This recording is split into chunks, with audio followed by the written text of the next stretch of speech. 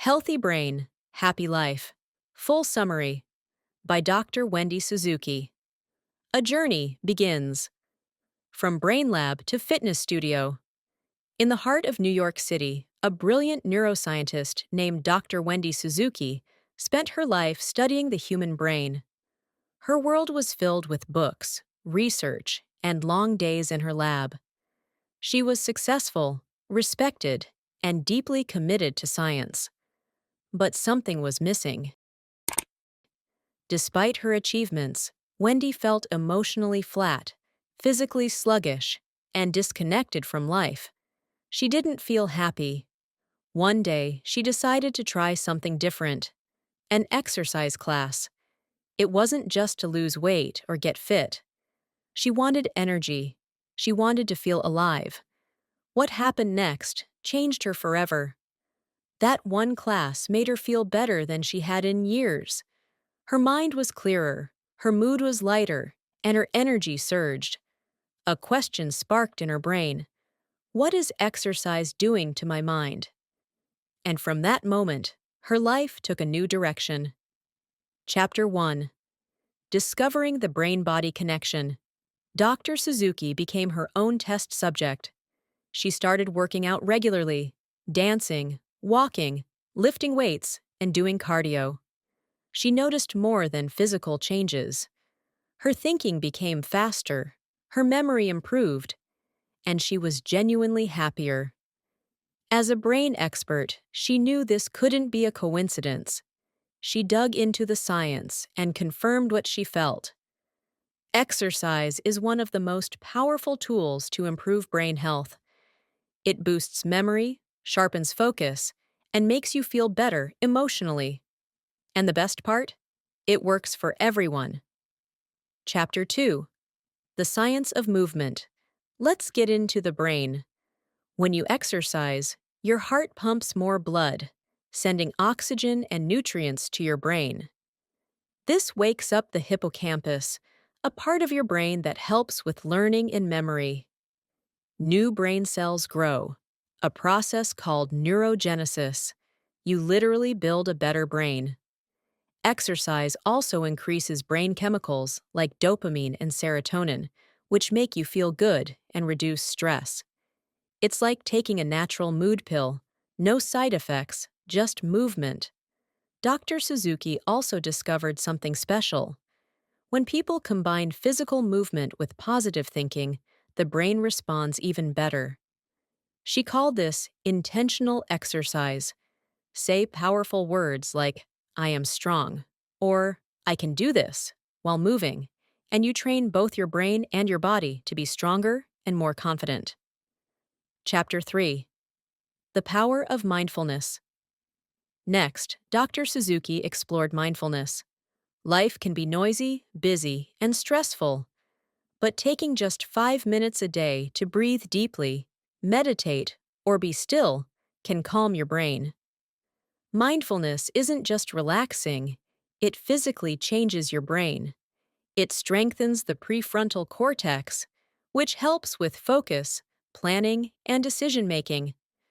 It also reduces the size of the amygdala, the part that reacts to fear and stress. Even short moments of mindfulness can build a calmer, clearer, and more focused mind. You don't have to be a monk. Just be present. Chapter 4. Creativity lights up the brain. Do you like painting, writing, or playing music? That's not just fun, it's fuel for your brain. Dr. Suzuki explains that creative activities improve brain flexibility. They encourage neuroplasticity, which is the brain's ability to change and grow. Trying something new, like learning a dance, writing a poem, or cooking a new dish, makes your brain work in new ways. It becomes smarter, faster, and more open to ideas. You don't have to be an artist, just create. The process itself trains your brain to be more alive. Chapter 5. The Magic of Connection. We are not meant to live alone. Relationships feed our brains. When you talk with friends, laugh with family, or hug someone you love, Your brain releases oxytocin, known as the love hormone. This hormone builds trust, connection, and happiness. Social isolation hurts the brain, but regular, real connections, even a smile or a short chat, can protect your brain from decline. Staying socially active helps your memory, mood, and even your immune system. Make time for people. Your brain will thank you. Chapter 6. Brain Hacks. Small tools, big impact. Dr. Suzuki knows we're all busy, so she offers simple brain hacks, quick habits that make a big difference. Gratitude journaling. Write 3 things you're thankful for every day. It trains your brain to see the good. Try new things. Take a different route home. Try a new recipe. Novelty wakes up the brain. Breathe deeply. Inhale for 4 seconds. Hold for 4. Exhale for 4. Do it for 1 minute to feel calmer and clearer. Positive self-talk. Say kind, encouraging words to yourself. It rewires your brain toward confidence. Dance or walk daily. Even 10 minutes of joyful movement can light up your brain. These hacks are fast, free, and fun. Anyone can use them, anytime. Chapter 7. Your brain is a garden. Imagine your brain as a garden. Every day, your actions, what you eat, how you move, what you think, are like water, sunlight, or weeds. You get to choose. Exercise plants seeds of memory. Mindfulness removes weeds of stress. Creativity brings color. Connection strengthens roots. Gratitude and joy make your garden bloom. Dr. Suzuki invites us to become brain gardeners. We don't need to be perfect, just consistent. Final message. Change is in your hands, Doctor. Wendy Suzuki's life changed when she stepped into that first fitness class. Yours can too. You don't need fancy tools or a perfect routine. You just need to start. Move your body. Quiet your mind. Connect with others. Be kind to yourself. Her message is powerful and clear. You can train your brain to be healthier, happier, and more alive. Not someday, today. This is your brain. This is your life. Make it beautiful.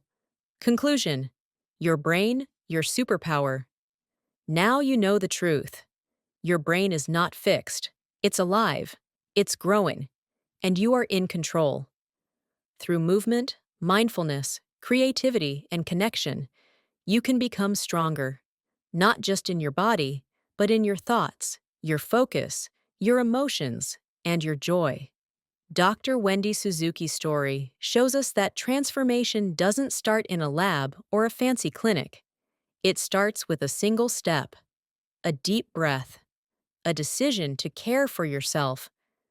You don't need to be a scientist to change your brain. You just need to believe it's possible and begin. So ask yourself, what's one thing you can do today to make your brain healthier and your life happier? Because every small choice you make is a signal to your brain. I am growing, I am changing, I am alive.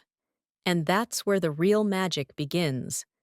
Dear friends, if you're looking to grow, improve your English, and make your life better step by step, I warmly invite you to subscribe and join this journey with me.